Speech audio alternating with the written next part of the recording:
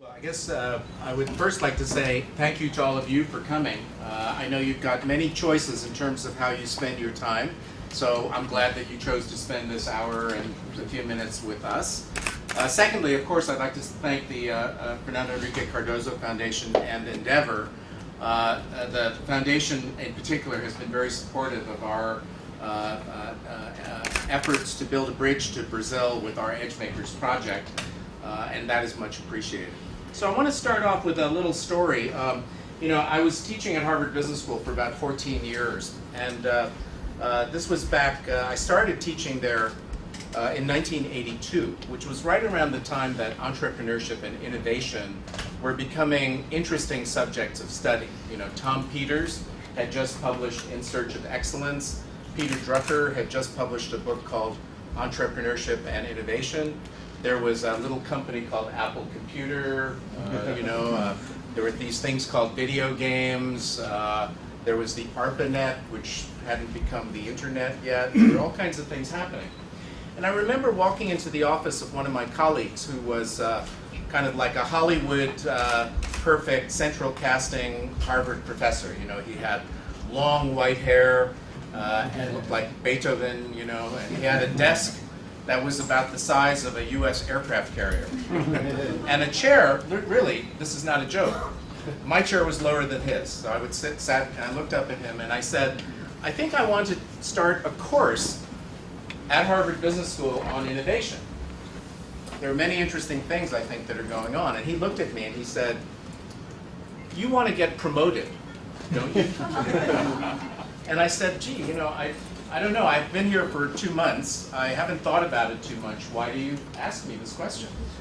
And he said, look, let me give you some advice. This is like from the voice of God. Right? He said, innovation is not a good subject for you to be working on during your probably very short career at Harvard Business School. And I had nothing to lose. So I said, well, why is that? And he said, look, and this is the quote, everything important about innovation has already been published in the literature. And that is when I knew I was on to a terrific new subject, right? Which I've been exploring now, I would say, intensively for 30 years. People often kind of scratch their heads when they hear about my career, which has also included producing Hollywood feature films, producing plays on Broadway, starting companies in different fields. And to me, this has all been about an education in how to do innovation and entrepreneurship. In a way, for me,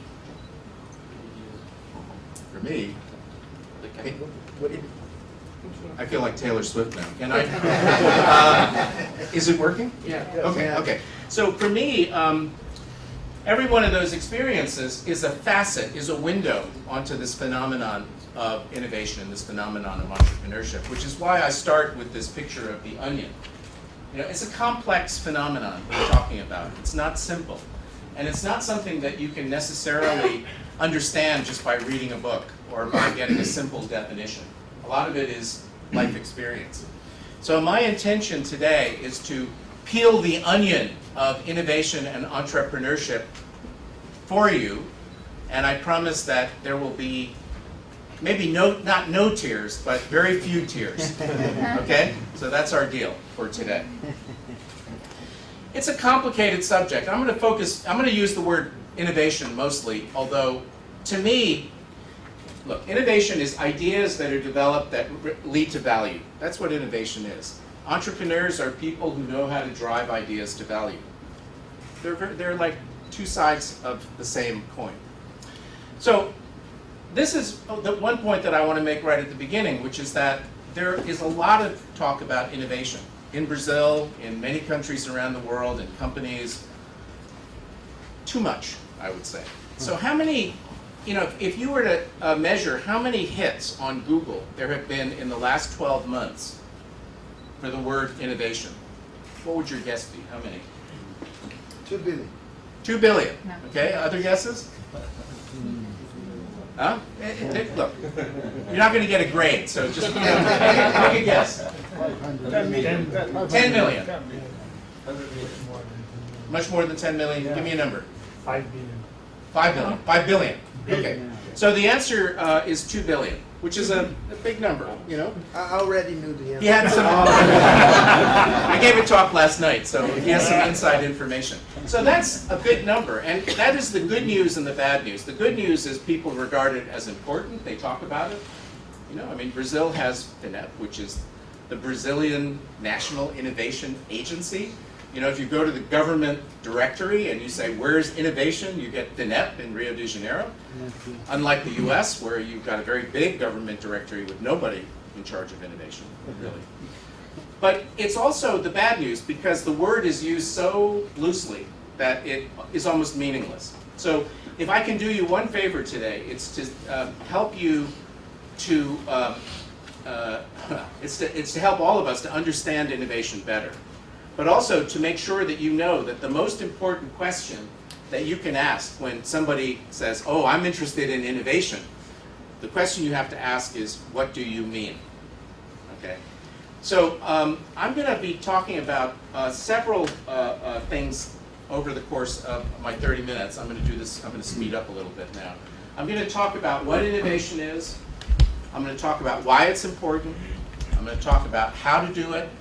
And I'm going to talk about why we should care. And if we get through those 4 questions, I think we will have covered a lot. And it will, you know, incorporate a lot of the topics that are listed in the paragraph description here. So I'm going to start off with music, which was my first career goal. You know, as Sergio kind of implied, I like music a lot. So I brought some music to show you. I assume some of you play music or sing or recognize what this is, right? This is music, sheet music, right? And so these little round things are notes, which is where, in this case, Chopin, this is a Chopin prelude, wants you to put your fingers on the keys, right?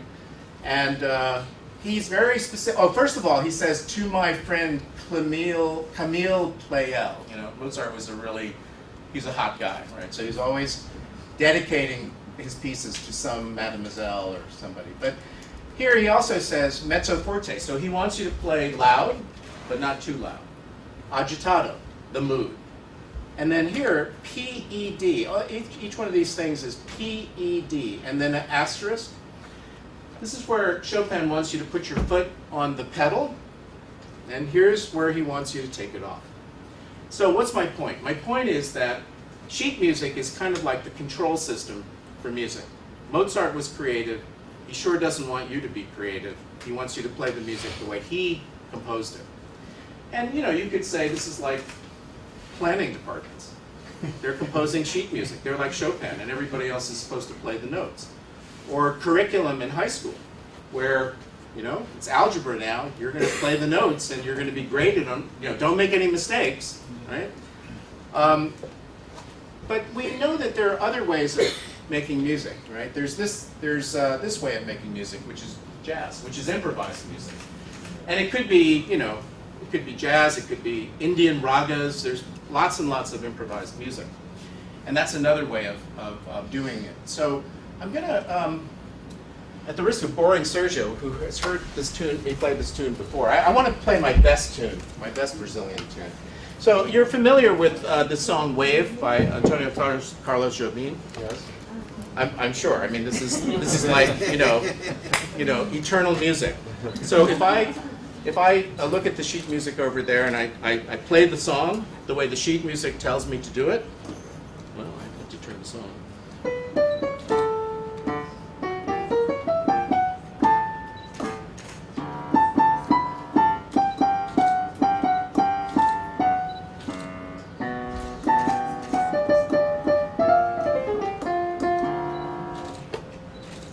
Pretty boring, right? Pretty dry. That's, however, unfortunately, what the music allows me to do. Now, some of you might have enjoyed that, so I'm happy to play it again. And I'll try to express the meaning of the song in a different way with more different phrasing, but unfortunately, I have to play the same notes, right? The same way.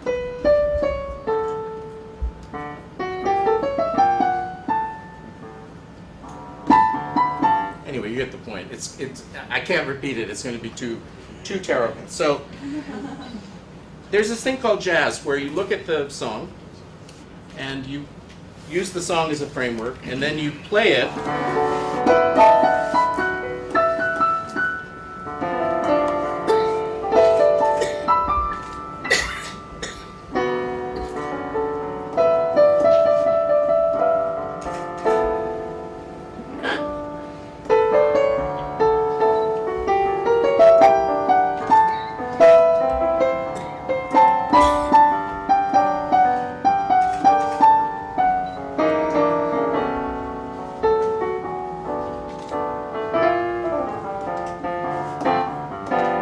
that's just the song, right? But already it sounds a little richer, more kind of, in between notes.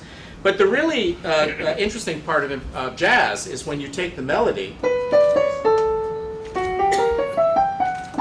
right, and you make up a new melody right now, right? So I'm going to do that for you.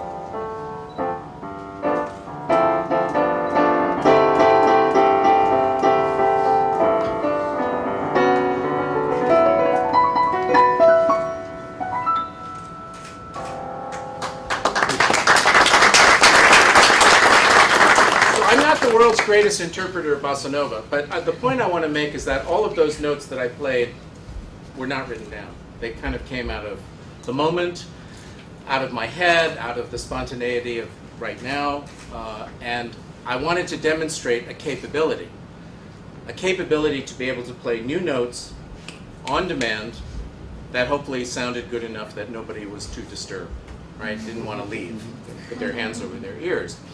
So this is an important point with regard to innovation, because so much of the discussion of innovation is about innovation as a mood or a slogan or encouragement or culture or values or things that I call the hand waving. It's what managers do. I'm going to wave my hand. So, for example, let's suppose I asked you to help me do something special at the end of my talk, which is you're going to give a jazz piano concert. And I'm going to do all the things that a good manager does. I'm going to encourage you. I'm going to make you believe you can succeed. I'm going to have this piano here. Everybody's going to stay. They're going to applaud.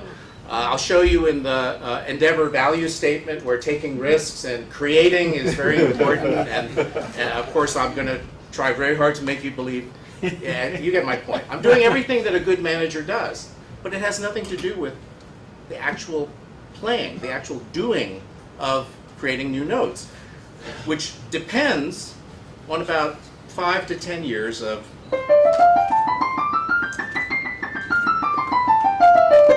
or in jazz terms, or so practice, discipline. There's a saying in jazz, you have to learn the rules to break the rules, right? So jazz is not playing whatever you feel like it, right? It's got to sound good. Right? So this is a capability. A capability is what you get by working hard at it, by practicing. Right? So I often will then ask people in companies, I'll say, well, what are the capabilities that you're trying to develop? What is it that you're practicing? Thank you. What is it that you're practicing over and over again that somehow enable you to be innovative? And the answer is usually, I don't know. Or they'll ask, what do we have? What are our capabilities? So this is the point. Innovation is a capability, not a wish. Innovation, to me, is a set of capabilities that individuals, organizations, societies decide to practice. Why? In order to enable the realization of the future that they want. To me, innovation always has to be about something. I will often ask, in order to annoy senior people, I'll say, you talk about innovation all the time here in Singapore, right? If innovation's the big answer you're looking for, what is the question that you're trying to answer? What? So it has to be about something. Otherwise, innovation as a skill set is just making some new stuff. Who cares about that? But if you are creating new things to realize a desired future, you get transformation. You go from here to your desired future. That's transformation. Everybody wants that, right? We all want that for ourselves. Brazil wants that as a country, right? To go to our desired future. So innovation requires developing the capabilities to do that. So I promised you three very short topics and then a coda. And I have to go briskly now. So the first question is what? What is it? Well, it depends on how you look at it. And so I include this map because we all have a mental map of what innovation is. And the maps are sometimes quite misleading, like this map, which shows California as an island off the coast of North America. This is a real Spanish sailing map from about 300 years ago. Given the earthquake in Napa, maybe this is inaccurate. And I say that somewhat in pain because I live in San Francisco. But the map of innovation is changing rapidly. So I'll just give you a few examples. We don't have just innovation, vanilla ice cream. We have reverse innovation. How do you get stuff from developing to developed countries? Why does GE have 300 healthcare projects in rural India? Because they're trying to develop appropriate technology that's cost-effective and robust and that will work fine in other more developed environments. If you had an EKG machine that cost $900 and worked with a temperamental power grid, you'd have to be an idiot not to buy it in New York or Sao Paulo, right? So reverse innovation, open source, digital, right? Large scale, which is my term for innovation at the level of a society, user-centered and design thinking. You've heard a lot about design thinking. The idea that innovation comes from people, from the human experience, right? Indigenous innovation, which is China's term for innovation, and China's investing hundreds of billions of dollars, in their national innovation agenda. And then finally, sustainability innovation. One of the fun things for me this year has been working with Al Gore's Generation Investment Partners, which is his sustainability private equity fund. And their whole investment thesis is about the blending of the sustainability and the innovation agendas in investment models, right? Which is cool, right? I mean, my field is suddenly very exciting, right? That old professor was kind of wrong. So innovation, however, is complex. It's hard to talk about because there's history, right? So it makes its appearance in the Industrial Revolution when manufacturing leads to learning curve effects and leads to the culture of improvement and Kaizen and quality control. But then 2.0 is Silicon Valley, venture capital, killer apps, startup nation. 3.0 is what I call human-centered or user-centered innovation and bringing it back to human beings. So it's the empowered citizen, it's user-centered design, it's psychology, it's behavioral science, it's understanding deeply the human experience. And of course, some companies understand all of these, right? This is not a linear model, but it's saying that if somebody says we're doing innovation, maybe what they mean is they're a manufacturing company that's involved in continuous improvement. They're speaking a totally different language from somebody that's like, oh, I want to be like an anthropologist and go and study how people are using financial services, right? So it's complex, it's not simple. The other reason it's complex is because it involves humans, right? It involves teams, interpersonal behavior. It involves organizations, and it involves societies, right? Right? So I've just said that we need psychology, interpersonal behavior, sociology, organizational theory, policy. All of these fields are now relevant to the study of innovation if you want to really be sophisticated about it. So I'm peeling the onion. Nobody's crying yet. That's good. All right? So I'm going to move on to the second topic here. Why is it important? Why should we care? Why did we all get together to talk about this? Well, here's one reason. So on the left here, there's a bunch of years. So this goes from 1870 to roughly the present. Here's a bunch of companies. Oops.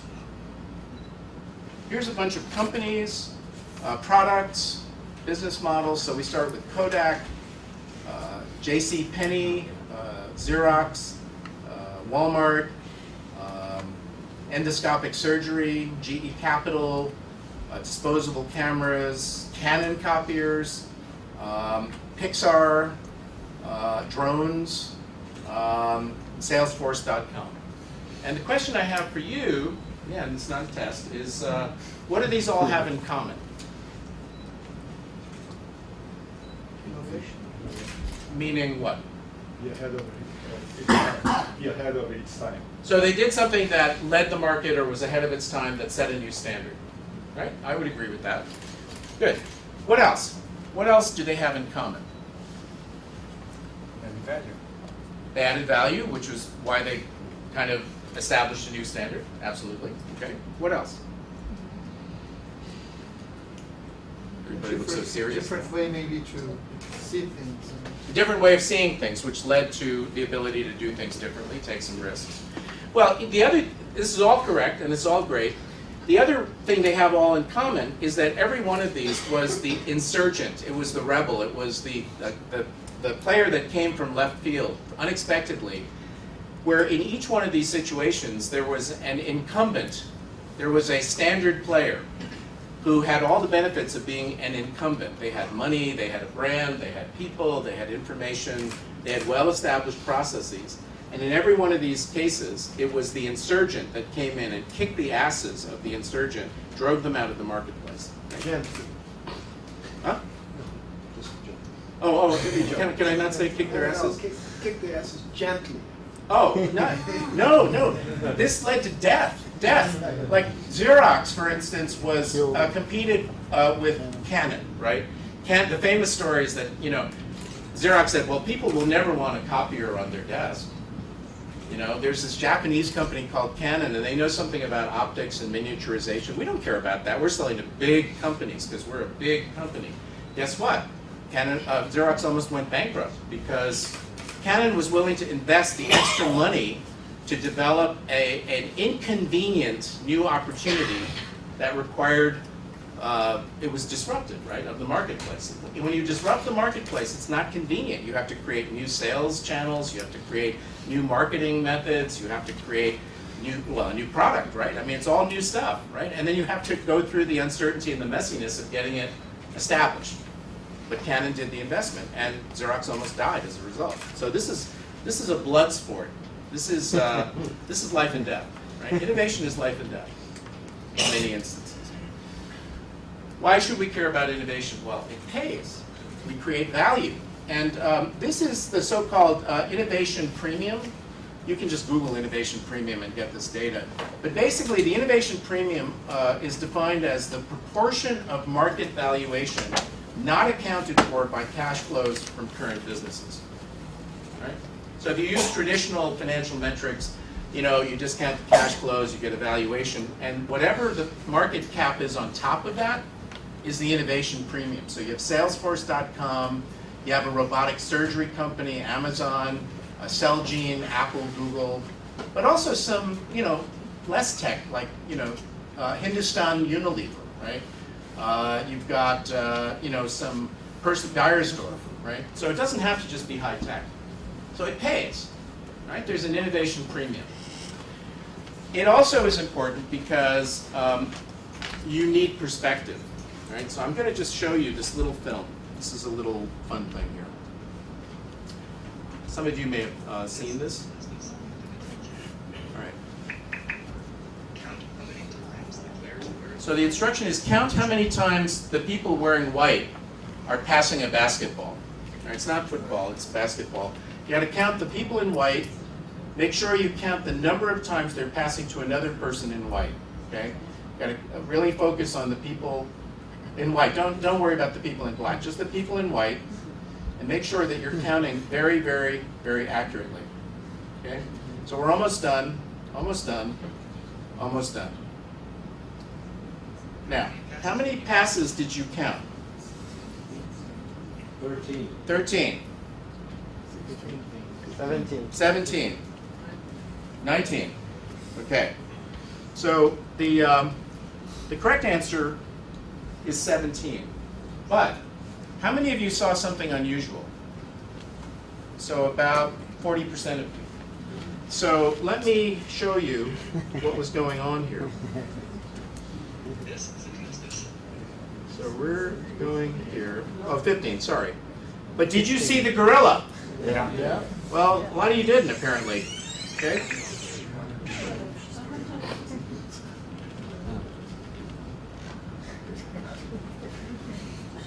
That was what you were looking at. Okay? Now, thank you very much. So the point here is that if we're focused on task, we miss a lot of things to the side. I mean, somebody talked about a new way of seeing things as being part of the innovation process you did. So, you know, you have to have focused vision and broad vision, or you're going to miss the gorilla, right? So innovation is important. You don't want to miss the gorilla, believe me. You know, it could be a Russian submarine. Why do we need innovation? It's a difficult time.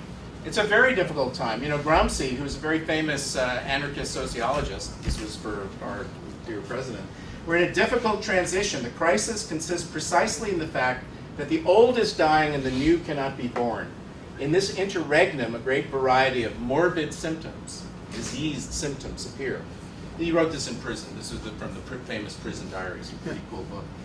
Interregnum is a really interesting word. I don't know, I had to study up. I'm not an expert on Roman history. But the interregnum occurred when an emperor died. The laws of Rome were suspended. And they had to be reconstituted around a new leader, which added to the turmoil and the chaos and so forth and so on. So we're in an interregnum on many, many different levels. You know, what is civil behavior? What is war? What is peace? What is the role of a religion in society? You know, we're getting a lot of interesting case studies about that right now. You know, what's a national economic model in the, you know, sort of internet age?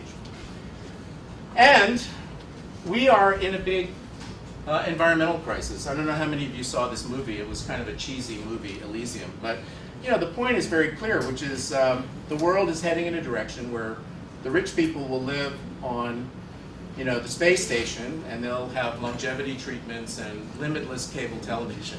And then everybody else will be living on Earth, which will have become a garbage dump. Right? We're heading in that direction now. Okay, 2 down, 1 to go. So we're making a lot of progress. So how do you do it? Well, you know, I was actually asked to kind of focus on jazz, which I love. So let me talk a little bit about lessons from jazz. You know, first of all, I talked about innovation as a capability. You know, that is the capability of creating new notes in the moment, right? That's a capability. Thelonious Monk said that the way to learn jazz was to take a song that you liked and to play it 500 times a day. Actually, there was a young guy who asked this question, 500 times a day. And so the kid, you know, being a little ignorant, said, well, and then what should I do? And Monk said, no, you don't understand. Just play it 500 times a day. And that's the point. Repetition, practice. And then the good stuff begins to emerge. It's kind of like 10,000 hours, you know, Gladwell's 10,000 hours. Or when I was producing plays on Broadway, which I only did 3 times because it was, you know, Broadway made Hollywood look like a rational business. But my partner, who was a very seasoned producer, said, it's only when you've seen your play 20 or 30 times, this is like sitting through the same play, 20 or 30 times, that the deeper meaning and the transcendent layer, as he put it, begins to emerge. Practice. So what is practice about in terms of innovation, and what are some innovation capabilities?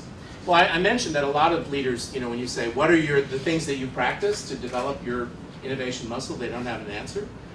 But there are a lot of things you can do. It could be design skills, it could be science, it could be process skills around ideation and idea development. It could be developing the ability to develop great partnerships, and it could be environmental sensing, knowledge management, digital innovation, communication skills, strategic foresight, overcoming that gorilla problem, skunk works, accelerators, incubators, adopting a venture capital or Silicon Valley kind of perspective inside your organization. And this one, which is my favorite right now, which is educating for innovation. These are all ways of developing innovation capabilities, and this is not a complete list.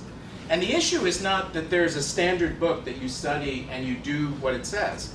The issue is that you decide what you want to do and then you go practice. So I decided I wanted to learn bossa nova tunes, so I had to practice for, a long time. Some other time I'll tell you the journey that I went through to try to learn how to play Brazilian music is pretty challenging. But these are just examples, right, of capabilities. This is serious stuff. This is not the hand waving. This is not, we believe in our employees and we listen to them and we are going to respect them and we're going to, act on their ideas and we encourage them to take risks. That's not unimportant, but it's not the good stuff. It's not the main event. Jazz musicians have understood since the very beginning of jazz how to learn, how to get good, how to develop these capabilities. This is a very famous jazz club which has recently been renovated in New York called Minton's. These are the Thelonious Monk, Lester Young, these are jazz gods. And what would happen is after they played their normal concert, they would come to Minton's at about 3 in the morning and they would do jam sessions until the sun came up. Now, these were called cutting sessions, nicknamed, as in, I'm going to cut you off the stage. What they meant by that is, all right, come on, you're a young jazz player, I'm Thelonious Monk, all right, come on, let's see what you have, come on up, and I'll be so much better than you that after 2 songs you're done, you leave. But you've learned something really, really important. So it's not being mean, it's just being good, right? So here's the deal. Mulgrew Miller, jazz great who just passed away recently, he said they learned by being on the bandstand and getting their rear ends kicked. See, I cleaned this up for you. And being embarrassed and just going home and figuring it out, right? I mean, there's an old saying in Buddhism that if you want to learn Buddhism, the easiest way is to buy a book, but it's not so valuable. The next way is to get a teacher, and the third way is to become your own teacher, right? So being your own teacher means getting up on stage and just doing it over and over and over and over and over and over again until you get to where you want to go. And at a certain point, you arrive and you say, okay, I'm where I want to be. I can always learn more, but I'm in a good place. Okay, jazz musicians also understand the importance of environment. So Charlie Parker was a very famous jazz saxophone player.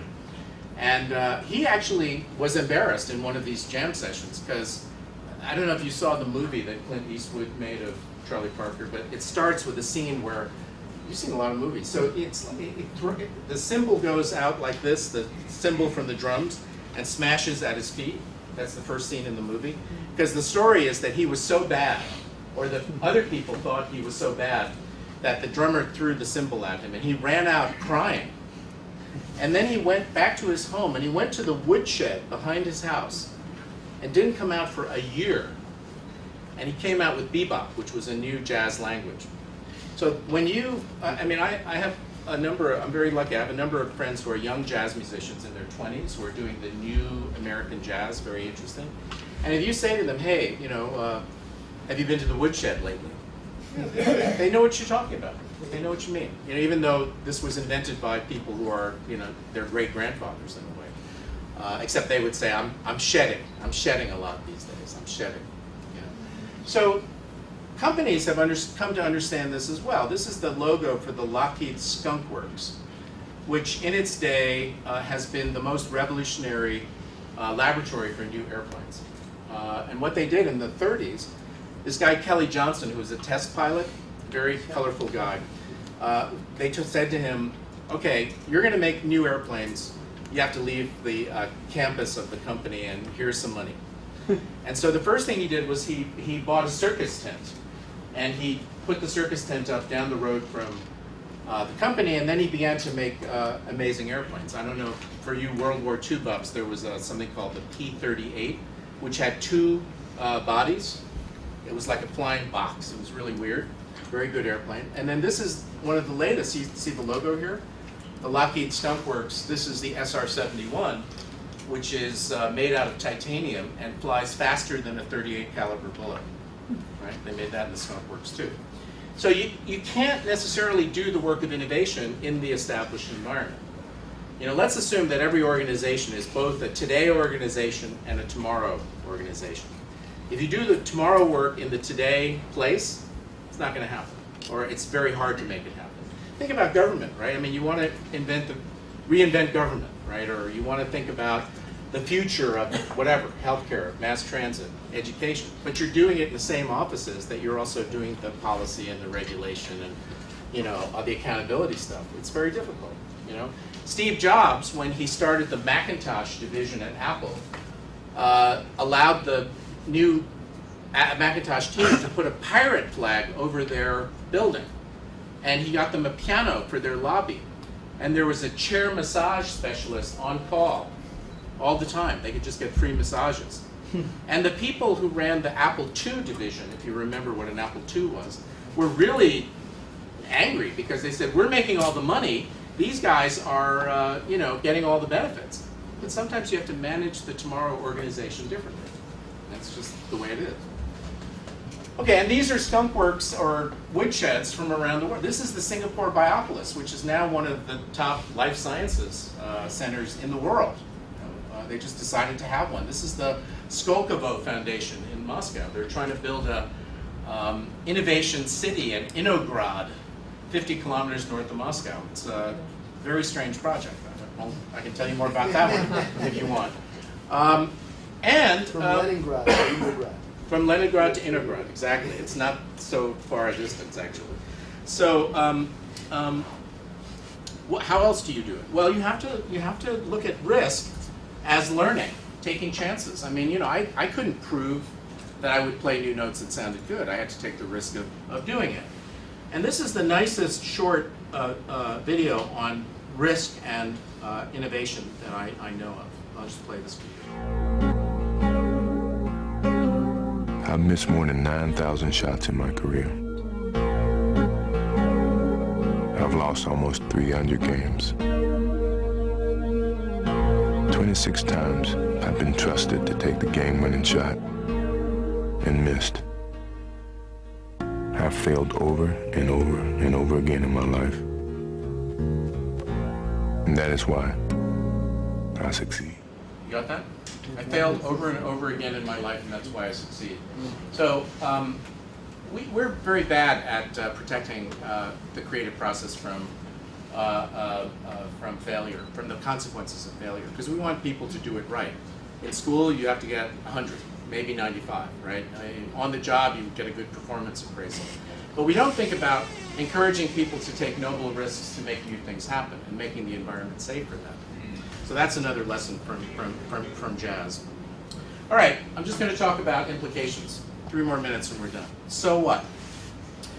Well, so what is that innovation's becoming global. You know, H.G. Wells is a really smart guy, and in 1938, he wrote this amazing book called The World Brain, which I have a first edition copy of in my office, where he talked about Wikipedia, and he talked about global flows of knowledge, and he talked about, you know, sort of globalization before globalization was a gleam in people's eye.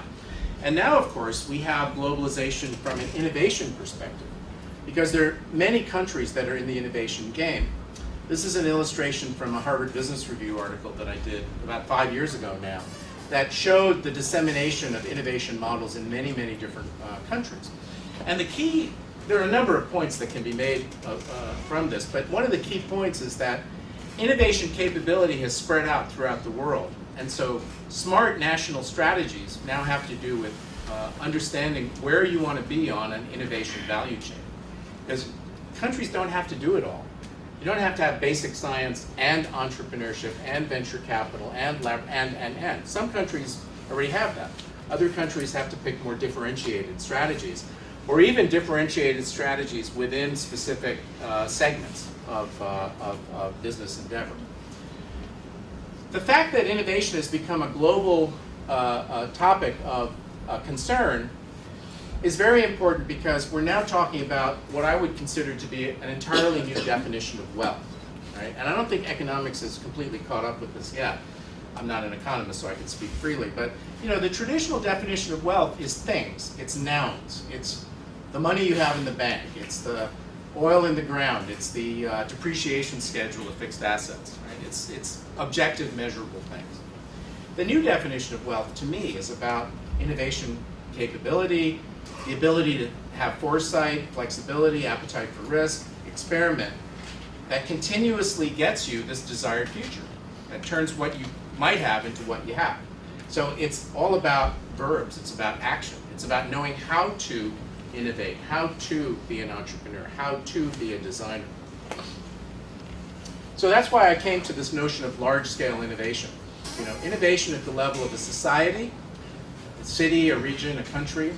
Innovation at a worldwide level where, you know, because the big problems of the world, conflict, health, climate, poverty, education, et cetera, et cetera, et cetera, they're not Brazilian problems or American problems or Chinese problems. They're global problems. But nobody's speaking for innovation at a global level.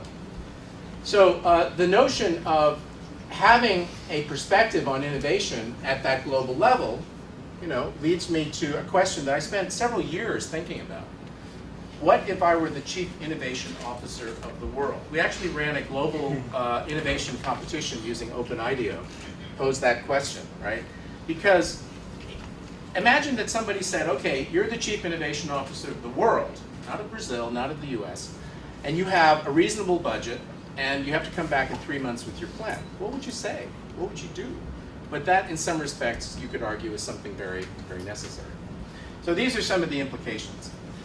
The implications are also that it's very hard to do, and I have to give you bad news, which is most big innovation initiatives that I'm familiar with don't succeed, or they don't succeed, they don't fulfill the expectations. Maybe it's because people at their heart are complacent. Maybe it's because there's the lack of a vision.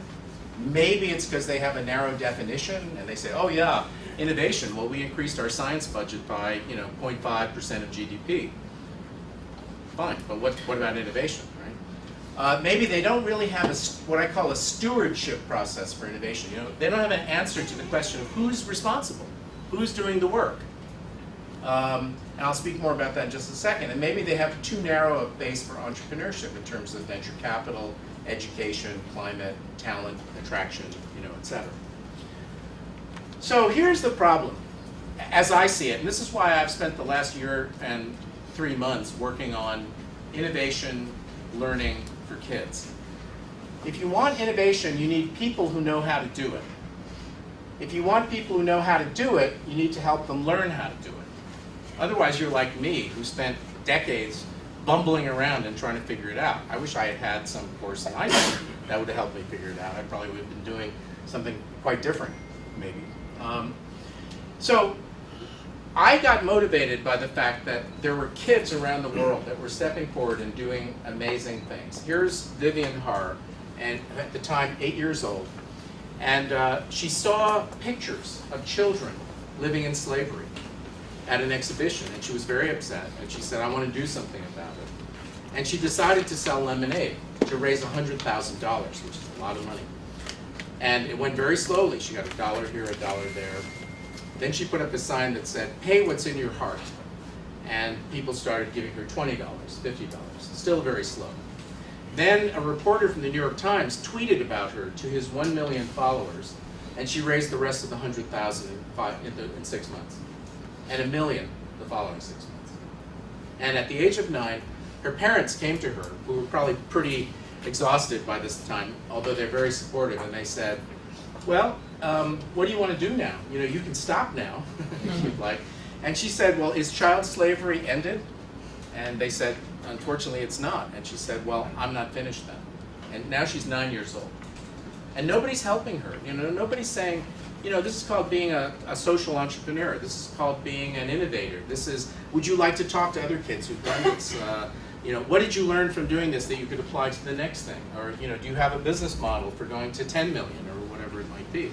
And so I decided that given the accident of having learned something about how to create learning experiences, that I would step in and create learning assets for kids around the world to empower kids to innovate and to make a positive social impact. Because there are thousands of kids like her and many millions, potentially, if they have what they would like to have. This kid came up to me about 8 months ago who was 13, and this is a direct quote. He said, I want to leave my mark on the world. This is 13-year-old. I want to leave my mark on the world. I want to leave a legacy, but I just need somebody to show me how. So in very simple terms, that's what I'm trying to do. So I'm just going to close with this short piece of video in Portuguese. O mundo precisa da gente. O mundo, nosso país, o estado, a cidade onde a gente vive, nosso bairro, até mesmo nossa rua. O mundo lá fora e esse pequeno mundo que nos cerca precisam da gente, porque as coisas mudaram muito nos últimos tempos. Agora, a gente precisa olhar pra frente e mudar de novo, só que pra melhor. Para isso, a educação é a única ferramenta capaz de ajudar a gente a inovar e realizar. Inovar, pensar diferente, ser criativo, abrir a mente. Realizar, tirar a criatividade do papel, levar da mente para a mão da massa.